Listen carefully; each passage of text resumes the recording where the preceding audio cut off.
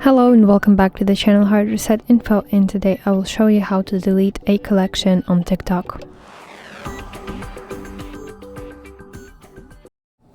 So open TikTok application on your device and then open your profile at the bottom and then go to your saved videos right here, and then basically open your collection that you want to delete.